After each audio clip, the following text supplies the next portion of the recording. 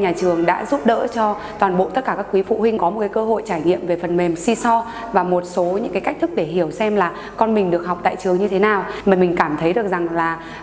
ước gì tất cả các cái ngôi trường ở tại Hà Nội họ đều có thể mang lại những cái giá trị trải nghiệm tốt như thế này. Khi mà bé nhà mình đi học về thì con về có khả năng dạy cho mình, ví dụ như là những cái chữ ví dụ như là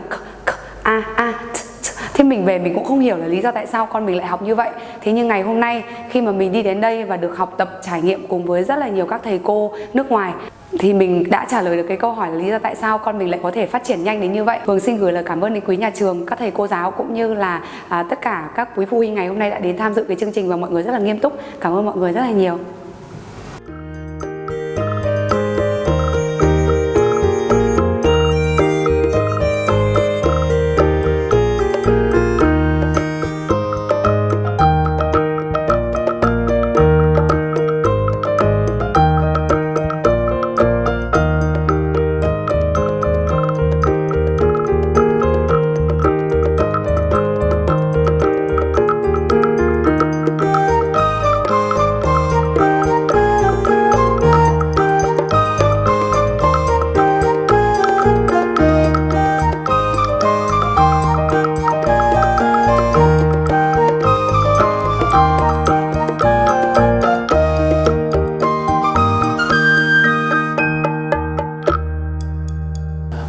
Trước khi mà lựa chọn cho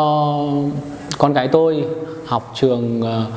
VAS Hà Nội thì chúng tôi cũng tìm hiểu 4 năm các trường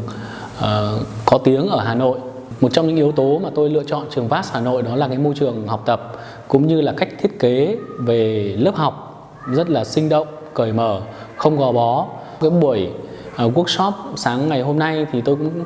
cảm nhận và hiểu hơn về cách mà con tôi được học tập, giảng dạy ở trên lớp, mà cách thức mà thầy cô sử dụng các cái ứng dụng về công nghệ trong thời đại 4.0 để truyền tải các cái nội dung bài giảng cho học sinh.